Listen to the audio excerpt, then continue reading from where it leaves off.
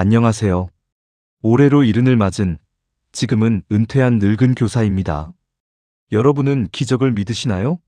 저는 제 인생의 황혼 무렵에 기적 같은 일을 겪었습니다. 아니, 어쩌면 그건 기적이 아니라 40년 전 척박한 땅에 심었던 작은 씨앗 하나가 거대한 나무가 되어 제게 그늘을 내어준 것일지도 모르겠습니다. 오늘 저는 제가 교단에서 만났던 수많은 아이 중 가장 아픈 손가락이었고, 이제는 제 인생의 가장 큰 은인이 된 한 소년, 민수의 이야기를 해볼까 합니다. 제가 초임 교사를 벗어나 조금씩 교단에 익숙해질 무렵이었습니다. 제 반에는 유독 눈에 띄는 아이가 하나 있었습니다.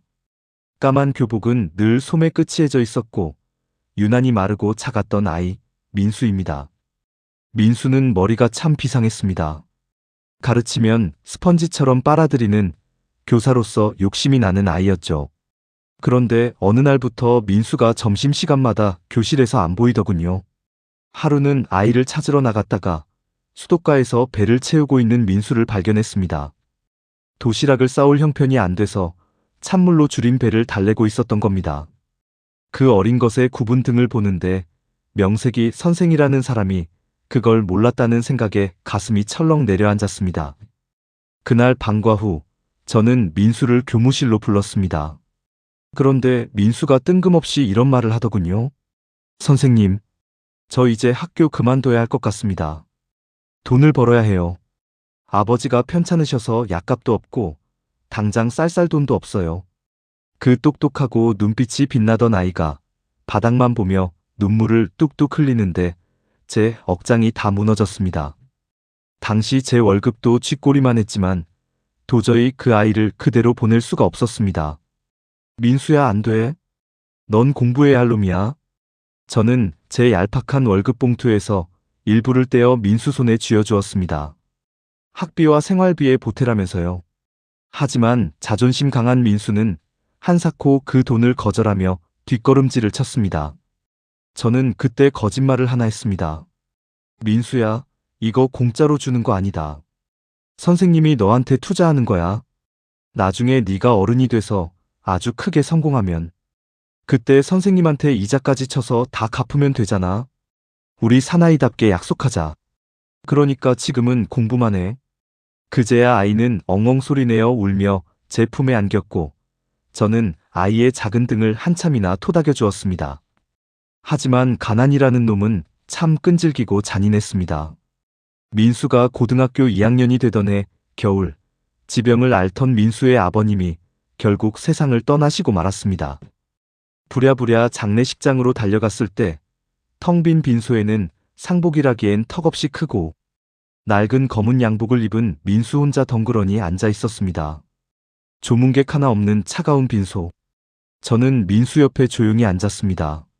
선생님, 이제 저 진짜 고아예요. 세상에 저 혼자 남았어요. 너무 무서워요. 아이는 제 옷깃을 쥐고 벌벌 떨었습니다. 저는 밤새 아이 곁을 지키며 빈소를 챙겼습니다. 그리고 영정 사진을 보며 다짐하듯 말했죠. 민수야, 네가 왜 혼자야? 선생님이 있잖아. 네가 대학 가고 어른이 될 때까지 선생님이 네 아버지 노릇해줄게. 그러니까 무너지지 마라. 그날 이후 민수는 정말 독하게 공부했습니다. 입술이 다 부르트도록 책을 파고들더니 결국 그 어렵다는 명문 대학교에 4년 전액 장학금을 받고 당당히 합격했습니다.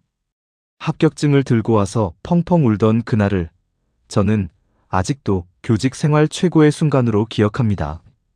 세월은 참 무심하게도 빠르게 흘렀습니다. 민수도 바쁜 사회인이 되어 연락이 조금씩 뜸해졌고 저도 백발의 노인이 되어 정년퇴직을 맞이했습니다. 순탄할 줄 알았던 제 노후는 한순간의 실수로 산산조각이 났습니다.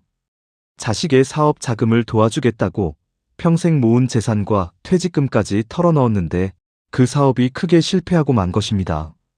평생을 교단에서 남부럽지 않게 살아왔는데 하루아침에 살던 집이 넘어갔습니다.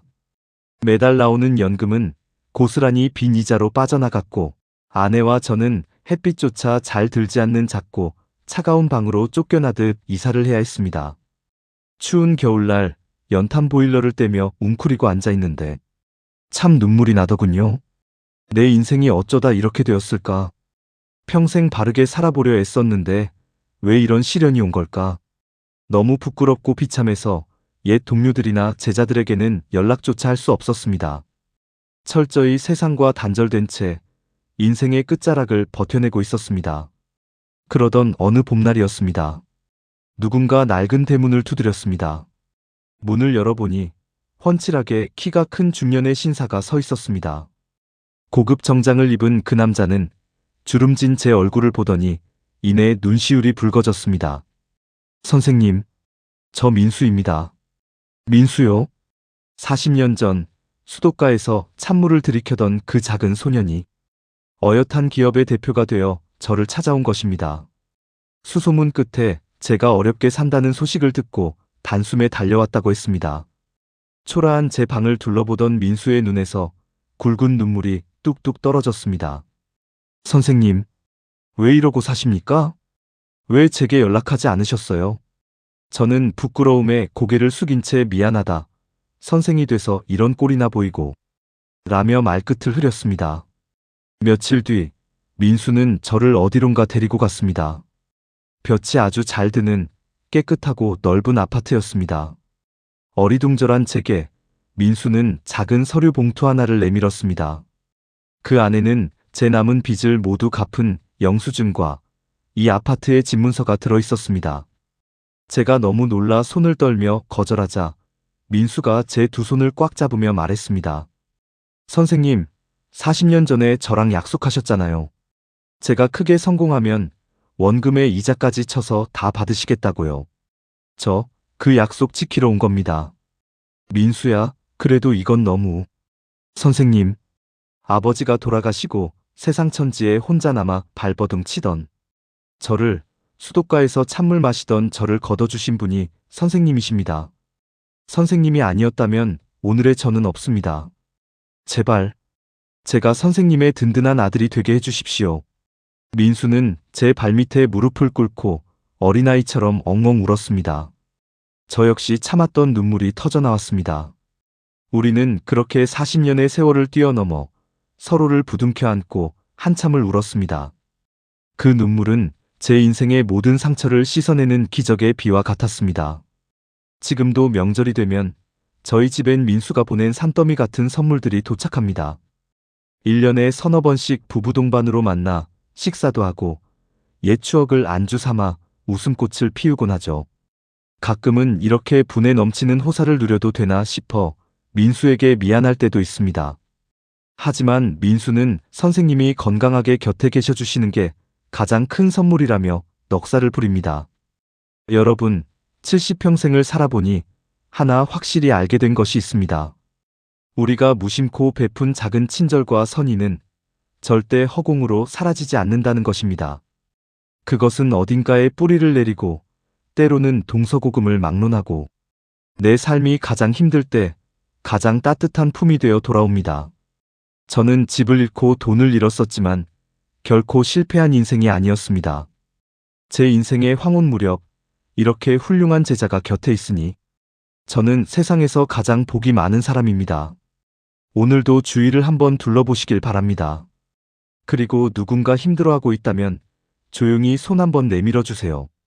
그 작은 손길이 누군가의 인생을 구하고 훗날 여러분의 인생을 눈부시게 비춰줄 기적이 될지도 모릅니다. 지금까지 세상에서 제일 행복한 늙은 교사의 이야기였습니다. 들어주셔서 감사합니다. 늘 건강하시고 따뜻한 하루 보내십시오. 구독과 좋아요 부탁드립니다.